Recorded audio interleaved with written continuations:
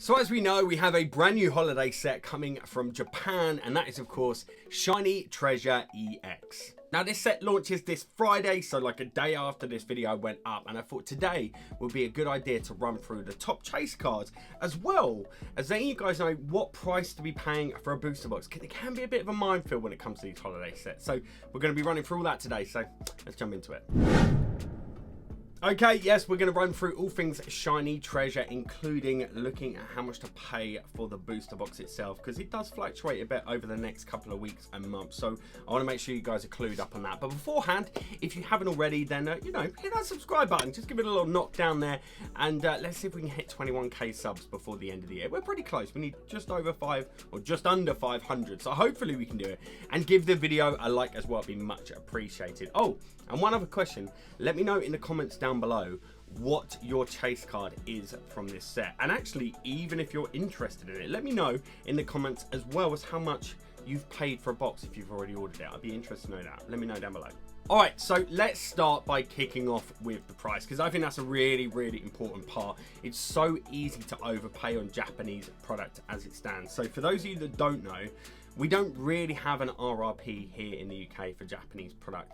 If you live in Japan and you can buy it directly from the Pokemon Center, or actually authorized distributors of Pokemon in Japan, it's a little bit different to the UK, but you're actually looking at paying like 30 to 40 pounds, I think, depending on the exchange rate. So they're really not that expensive to buy booster boxes from Japan. The issue is the product goes through so many hands prior to getting here to the UK.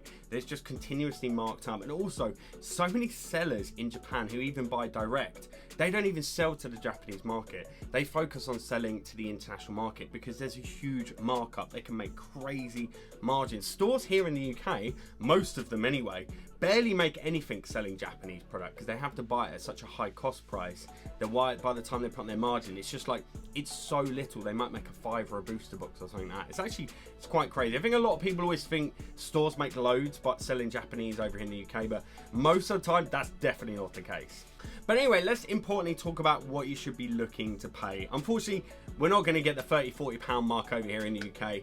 You should be looking to pay, around launch anyway, around the 90 pound mark, if not slightly less if you can. I wouldn't be paying over 100 pound at this point, in my opinion, because the prices will actually look to go lower. I think we'll see as low as 70 pounds for these booster boxes, sort of maybe just before Christmas or just after anyway. These normally come in waves. They do it all the time. We just had V-Star Universe had a massive restock. The prices dropped to like 60 pounds on that at the restock, so they went very cheap, and they're already starting to creep up now. So it's all about timing when it comes to buying these holiday sets. So my advice is, if you're paying somewhere around the 90 pound mark now, you've done okay. Don't get me wrong, you might find a slightly cheaper one for 80 here and there, but I think paying a 10 pound extra for a product that's not from the UK, it's not so bad. Just try not to spend over 100 pound a box. So yeah, that's my recommendation. Now, regards to links on places where to buy them, well, I've actually asked my Discord for some help here as well when it comes to it, and I've made a post over there, and some people have posted some links of stores on where to pick it up from. But I would recommend giving Google a good search as well. It's another recommendation, and looking at it. Some might actually be direct from Japan, and if you're only buying one box or something, it can turn out not to be that bad with like import fees and stuff. If you're buying bigger volumes, expect like an import fee, like a 20% VAT. It will happen. There you go. That's everything for the price around what you want to pay for the box.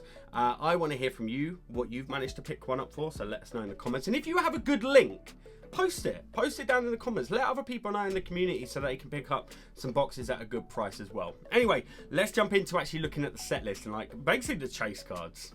All right, so we obviously have the main part of the set, but as we all know, guys, we don't care about the main part of the set. What we care about is stuff from the baby shinies onwards, like a bunch of them you're seeing here, guys. In particular, the chase ones for me are going to be the Charmander, the Charmeleon, the Pikachu, and the Ditto. They're the big ones in my opinion, but you've got the Riolu and the Lucario in there as well, I think. So yeah, we are starting with these, and they do look like they've got a slightly new embossed style texture to these cards as well, which is very nice. Now after that, it's going to be the full art shiny vault cards, and of course the big one there is the Charizard. That's the one I want the most, but there's also a Mew, there's a Garbodor in there as well. You've got the Noibat, which is going to be a very, or Noivern. I got these round the wrong way, didn't I? But anyway, that one as well, which is very, very cool. And the standard sort of stuff you're going to see when it comes to like a holiday set, isn't it? Very Shining Fates-esque, but it's nice to see some Gen 1 Pokemon in here and sort of earlier gens. Makes it a bit more exciting for me personally.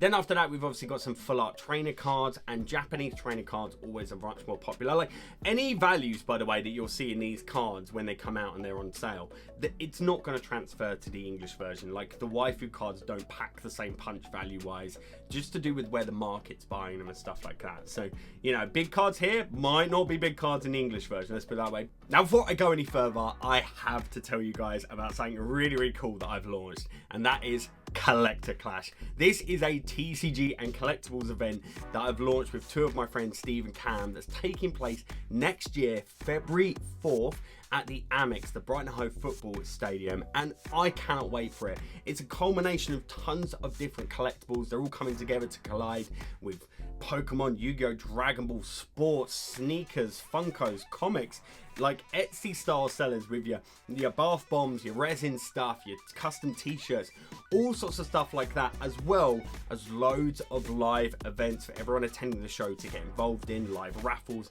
and giveaways every hour on the hour throughout the day, and a giant pack battle. Yeah, everyone that attends that show is getting a free booster pack to take part in a huge pack battle as well. It's going to be absolutely awesome. I am so excited. Like, this is something that I've been working on in the background for a while, and it's officially there. You guys can now go and get your tickets for the general admission or the VIP tickets, or if you're a vendor, there are still a few spots left. If you're interested in vending at the show as well, then make sure to check out my website, collectorclash.com. You'll see all the information on there you need, guys. Also give us a follow on Instagram, because we've got that, and we're doing lots of updates where we'll be announcing more and more events and stuff as they come along over there. And make sure you use code MC10 when you're grabbing your tickets, guys, because you'll actually get 10% off. So yeah, come and get involved. It's going to be absolutely awesome. Oh, and I should remind you that kids under 6 will go free. So if you want to bring your kids along and they're under 6, they can come along free of charge and still get some free booster packs. So yeah, come and support us. It's going to be so much fun. I can't wait. I really hope to turn this into a series of things, make it bigger and grander and better as time moves on. We've got some amazing sponsors to announce. All sorts. I'm so proud and so excited to do this. I really, really hope you guys come along and enjoy the day. So yeah, check it out. Link is down below. Don't miss it. Collector Clash, February 4th, 2024. Be there. Then we have a brand new style card. As they mentioned, they're launching a texture foil finished card, like a brand new texture. And that's actually these gold cards. So as you can see, they're gold and turquoise, but they're embossed. They are raised. So it's not pressed in the back of the card, but they're actually a raised texture like lining. It's really cool, actually. They kind of almost got rid of texture during this era. So it's nice to see it come back. And I like these. I'm vibing these gold cards a lot. It's obviously all of like the different legendaries. The main chase ones are going to be the Miraidon and the Coridon. A personal preference there, maybe. They'll all be pretty similar. In fact, they're not going to be the crazy value. The value comes in all the special illustration rares coming in a sec. But these are cool, and I'm liking the new look. Now, after that, we have the special illustration rare cards, which we've got trainers as well as Pokemon, and I'm just going to combine them in together here. You can see a bunch of them on screen, but just to highlight a few. The Mew is going to be massive. That's going to be one of the top chase cards. The Gardevoir, lovely card as well. The Mew will top it, 100%. Of course, a Charizard. My boy, I love me a Charizard, guys. I'm a basic bitch when it comes to that stuff. I will not lie to you. That's going to be my chase card from this set. But then we've got some very, very cool special illustration rare trainer cards as well that go along with these.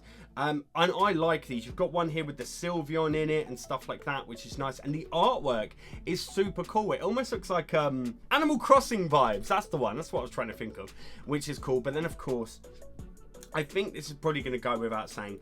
The chase card of this set is going to be the Ionu. That's going to be it in the Japanese version anyway. I don't think it will be an English one. I actually think the Charizard and Mew will be the top tier cards in English Paladin Fates. But in the Japanese one, the big card is going to be the Ionu. If you pull that, You know, I think people are going to be selling that for £300 to £400 on release day. It'd be interesting to see. There's probably even some up for sale as of this video going live. So if I found one, I'll chuck an image here. Otherwise, we'll wait and see. I'll bring out a top 10 list for you guys next week. So do make sure you hit the subscribe button to see that. But that there is probably going to be the Chop Chase card from this set. But what do you think? What are your thoughts on this set, guys? Are you excited? What part are you excited for the most? Is it the Charizard? Is it the owner? Is it the baby shinies? Is it something obscure? Let me know in the comments down below. Other than that though, thank you so much for watching. I very much hope you enjoyed the video.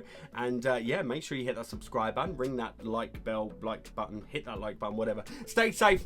Have a good one, guys. Peace.